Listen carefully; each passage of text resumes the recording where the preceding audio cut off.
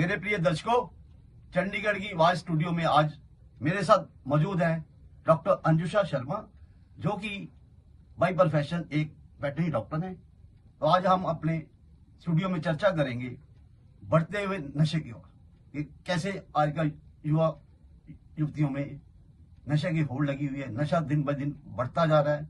उसके बेसिक कारणों पे स्टडी करेंगे और उस नशे को कंट्रोल करने के लिए क्या करना चाहिए। क्या वो जो नशे का आदी हो गया, क्या वो उस नशे से बाहर आ सकता है या नहीं, आज हम इसके ऊपर चर्चा करेंगे। तो आइए हम पूछते हैं डॉक्टर अंजुषा शर्मा से, आप ये जो नशा एक कहते हैं रोग सा बन गया है, युवा युवतियां इसके पीछे होड़ लगी हुई है, तो आप इसके क्या कारण समझते हैं? Sir, first of all, thank you so much for inviting me to Chandigarh के आवाज चैनल। एंड नशा समझने के लिए हमें पहले ये समझना जरूरी है कि नशा हो क्यों रहा है, यूथ नशा क्यों कर रही है। इसके पीछे बहुत सारे रीजंस हैं, जैसे youth is going through mental health issues. आज की डेट में अगर आप किसी 3 लोगों को पूछ लेंगे तो उनमें से 2 लोगों को डिप्रेशन होगा, एंग्जाइटी होगी। तो इस चीज को सप्रेस करने के लिए यूथ जो है वो नशे को रिजॉर्ट करती है। उनके लिए ये इजी वे है कि वो अपनी पेन से निकल जाएंगे थोड़ी देर के लिए, लेकिन लेटर ऑन इसका क्या प्रभाव होता है कि वो उस चीज से कुछ देर के लिए तो निकल जाते हैं, लेकिन उसके बाद उनको वही चीज ठीक करवाने के लिए हॉस्पिटल्स में जाना पड़ता है। जैसे कि जो यूथ है वो नशा कर रही है, स्मोक कर रही है, तो उससे उनको रेस्पिरेटरी इश्यूज आ रहे हैं, जैसे कि उनको लंग्स में दिक्कत आ रही है। और फिर अकॉर्डिंग टू डाटा 70% यूथ जो है वो हॉस्पिटल्स में ट्यूबरकुलोसिस की पेशेंट है। क्यों? बिकॉज ऑफ नशा, स्मोक ओनली। तो ये इस तरह से यूथ को इसमें इश्यू आता है। और अब अगर हम सेकेंड बात करें कि नशा आ कहाँ से रहा है, ठीक है। अभी हम जैसे अभी नॉर्दर्न स्टेट में बैठे हैं, अभी हम पंजाब में बैठे हैं, ठीक है। अगर हम नॉर्दर्न इंडिया की बात करें तो नशा मतलब नशे की बेल्ट्स कहाँ पे है ज्यादा?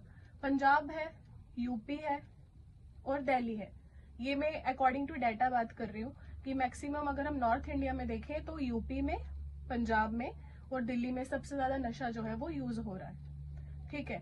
और अगर हम इसकी सप्लाई की बात करें कि नशा आ कहाँ से रहा है, तो जो हमारी इंडिया की ज्योग्राफिकल लोकेशन है वो इस तरह से है कि इंडिया जहाँ पे J&K है नॉर्थ में, उसके उस तरफ पाकिस्तान और अफगानिस्तान है। इसकी खेती वहीं पे होती है। हाँ जी, खेती अफगानिस्तान में। राइट। तो ओपीएम है जो यूज कर रही है, जो ओपीएम या कैनबिस है, तो इसकी सबसे ज्यादा खेती कहाँ हो रही है? अफगानिस्तान में। Afghanistan has borders with Pakistan and J&K, वो वहां से वहां पे पहुंचता है।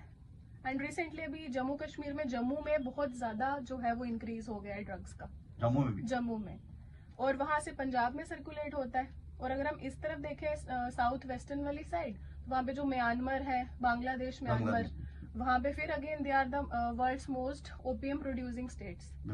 तो वहां से भी नशा जो है वो इलीगल रूट्स के थ्रू यूथ के पास पहुंच रहा है। And youth is doing it for pleasure sake. And but उनको ये नहीं पता कि लेटर ऑन जब उनको अवेलेबिलिटी खत्म हो जाएगी इस चीज की, तो वो फिर इस चीज को पाने के लिए वो फिर कुछ भी करते हैं, लेकिन and even and their lives.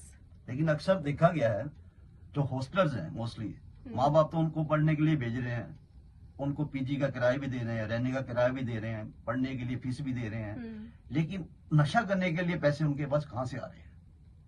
Actually sir, इसके पीछे ये रीजन है कि नशे के लिए पैसे कहाँ से आ रहे हैं कि उनको यूथ क्या करती है, जब उनको घर से पैसे नहीं मिलते नशे के लिए, तो वो नशा करने वाले वो काम में पड़ जाते हैं। मीन्स कि एक स्टेट से उनको सप्लाई पहुंचानी है दूसरी स्टेट में, तो वो काम करना शुरू कर देते हैं। क्यों? क्योंकि they do it for money, it's easy money. एक स्टेट से सामान उठाया, दूसरे में पहुंचा दिया, या एक डीलर से सामान उठाया, दूसरे को दे दिया, पैसा मिल गया उनको। मतलब वो भी एक ड्रग पेडलर के। हाँ, ड्रग पेडलर, हाँ, they are into drug peddling. तो वो नशे में पड़ जाते हैं और उनको पैसा भी मिल जाता है और उनको अपना नशा भी मिल जाता है, तो उनको दोनों चीजें मिल जाती हैं। तो लेकिन एक बात मैं ये कहना चाहूंगा, काफी साल पहले नशा सीमित था सिर्फ ड्रिंक्स के ऊपर, जैसे हम कहते हैं बियर, ये विस्की हो गई, रम हो गई, या ऐसे नशे थे, या स्मोकिंग हो गई, हुक्का हो गई। अभी देखने में ये आया है कि जो सूखा नशा है, ड्राई नशा, जैसे कि ओपियम प्रोडक्ट्स है, मार्केट में ओपिएट्स बैन है, लेकिन ओपियम मेडिसिन ऐसी ओपिएट्स पेन किलर्स अवेलेबल हैं जो कि बैन नहीं है, लेकिन अंडर हैंड वो मेडिकल स्टोर्स में बिक रही है। और बहुत ज्यादा यंगस्टर जो हैं इसका शिकार होते जा रहे हैं, खासकर ओपिएट्स के। राइट। और जब उनको वो नहीं मिलता तो उनका शरीर जो बदन है टूटने लगता है। वो कहते हैं मेरे शरीर में दर्द हो रही है, अगर उसको नहीं मिलती है तो अगेन वो कोई ना कोई जरिया ढूंढते हैं कि मुझे कहीं से मिल जाए, चाहे 10 रुपए की चीज उसको 100 रुपए की मिल जाए। बिल्कुल। और जो कि ओपिएट्स जो टेबलेट्स हैं जैसे टेबेंटाडोल है, ट्रेमाडोल है, इजीली मार्केट में अवेलेबल है।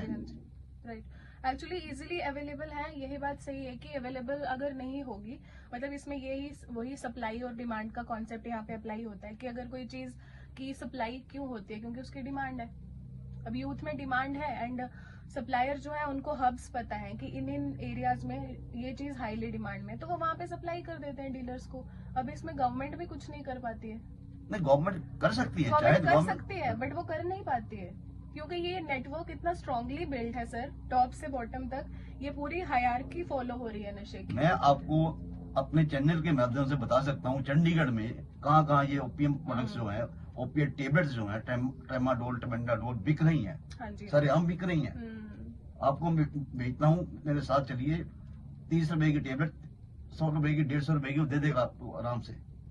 कई बार वहां पे रेड भी हुई है, लेकिन फिर भी वो इस काम से नहीं हटते हैं। उनको एक बार कोई खौफ नहीं है, डर नहीं है, या तो कानून इतना सख्त हो कि उनको ऐसी सख्त सजा मिले कि जिससे को उनके मन में खौफ हो।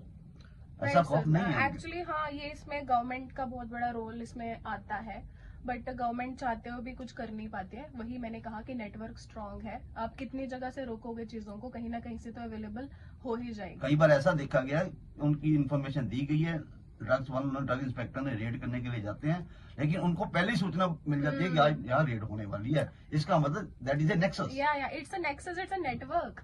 ऐसे ही तो चीजें रुक नहीं पाती। Drug inspector